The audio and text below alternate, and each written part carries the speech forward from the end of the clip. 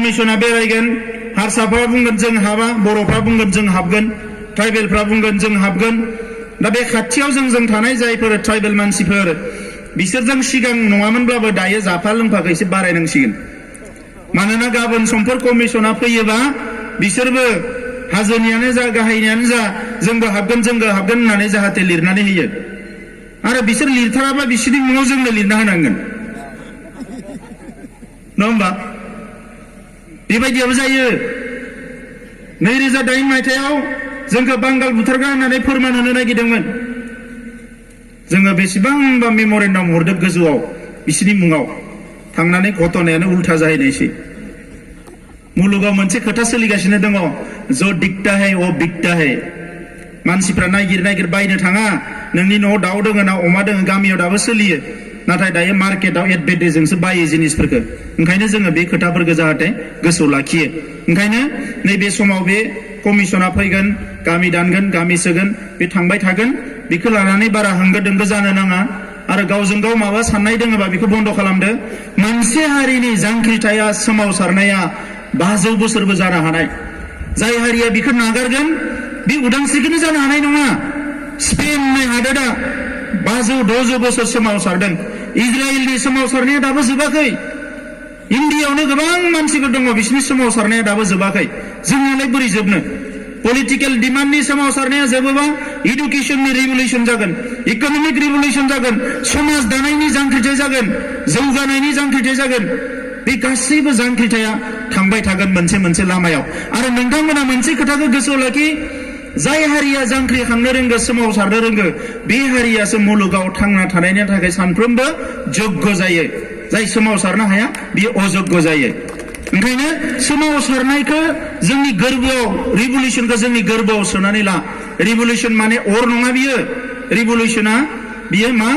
थांना थानायनि मोनसे हाबा मावनायसो दा बेखौ जाहाथे नोंथांमोना गोसोआव लाखियो आङो खावलायगोन दुलाराय बर' फरायसा आफादनि जोंनि जिल्ला दखराफोर लोगोसे बे ओनसोलनि जोंहा माहारि आफादफोर एनडिबिनि बारग' दैदेनगिरिफोर जायफ्रानोखि एसेबां खस्थ' खालामनानै दिनै बेवहाय सफैनो हाबाय फैबाय थानाय समाव जों खौसेयै बे खामानिखौ मावनो नाजालांनांगोन रायजोफोर बयनिख्रुइ गिदिरसिना जाबाय एनडिबिनि जि सलुसन जानाया सनितपुर जिल्लाया बांसिन खस्थ' मोननांदों बे एनडिबिनि मुभमेन्टआव गुबुन जिल्लाया मोनाखै बेखौ होनाखै आङो सनितपुर जिल्ला हिसाबै गोबां खस्थ' मोनदों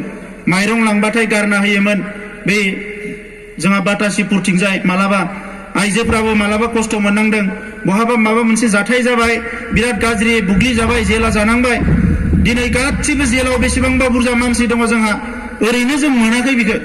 दा बिनि उनाव दिनै जे बेखौ मोनबाय जे दिनै एनडिबिया फैनाय लोगो लोगोनो जोंनियाव आरो आर्मि पुलिसा न'आव नागिरनो हैनो हाला डिस्टार्ब खालामनो हाला बे जोंनि थाखाय मोजां जादोंना जायाखै बेसेबांबा मोनसे मोजां थासारि हरनि 12 बाजियाव नोङो मटर साइकेल सालायनो थांबाबो नोंखौ सोंनो हानाय नंला नों सोर होननानै नोङो मबाइलाव फन रायलायनो हायामोन ओरै थाबायनो हायामोन बेरायनो हायामोन जायनि थाखाय दिनै आं एनडिबिखौ साबायखर बावगोन गासैबो हान्जाखौ सोरबाया म्यानमाराव दङमोन सोरबाया भुटान हाग्रायाव दङमोन सोरबा जेलाव दङमोन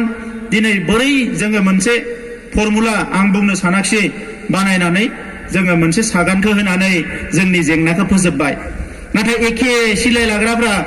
बिथांमोना खिन्थु फोजोबनो हायाखै हानायबो नङा बिथांमोना मानोना बिथांमोननि आखलफ्रा एखमबा इंलिसाव सेल्फिश होननानै बुङो नङा होमबा बेबायदि मानसिफ्रा जेंना सुस्रांनो हाया नागाफोरनि नोंथांमोना नुबाय 20 बोसोरनि बारा जाबाय सिजफायारा आफादफोरनि गेजेराव खौसे जालायो आरो बोसोरसे उनाव गावो आरो खौसे जायो आरो गावो आरो खौसे जायो आरो गावो गायसननाय आफादगिरिया थैबाय आरो माखासे लिडारफ्रा थैबाय थैयै थांगासिनो दङ जेंना सुस्रांनायनि लामायावनो फैयाखै सोरबा बुंनो नागिरो बिसोरनो आसोल दावहा नांग्रा नाथाय दावहा नांनो थांनानै नोंनि सोलोंथाया जे धंस जाबाय रांखान्थि समाजखान्थि जेबो गैला आरो आथिखाल मुलुगाव थांना थानो थाखाय गुजरातआव हाजिरा मावनानै बेंगलराव हाजिरा मावनानै सानबेसे नोङो गथ'खौ न'खरखौ नोङो फोसाबनो दिनै बिनिफ्राय उदां जानांगौबा सोमावसारनायखौ फिनिशिंआव लाबोनांगोन अब्लासो जोंनि न'खर संसारा साबस्रांखांगोन ओंखायनो रायजोफोर दिनै एकर्ड जाबाय होननानै रंजा बाजानि समल' नङा बियो रंजा बाजाखौथ' जोंनो नांखाथारगोन हारियाव रंजानो रोंनांगोन जोङो गोसोखौ खुसि खालामनो रोंनांगोन गोजोनखौ लानो रोंनांगोन अब्लासो जोंनि गेजेराव जों जौगानो हागोन नाथाय बेजों लोगोसे बै समाव जे नोङो गियै गियै बायदिसिना थासारियाव खामानि मावनो मोनाखै दिनै मोजां थासारि मोननाय लोगो लोगोनो बिराद मोजां जों खामानि मावनांसिगोन बे खाबुखौ जाहाथे नोंथांमोना लायो गुबुन मोनसेया जाबाय फरेस्ट डुवेलार्स एक्ट जानानैबो 2006 बे खामानिया जायैनि थाखाय नैबे गोरोबथायाव जों आरोबाव मोनसे क्लज सोबावबाय जाहाथे बै जादा जा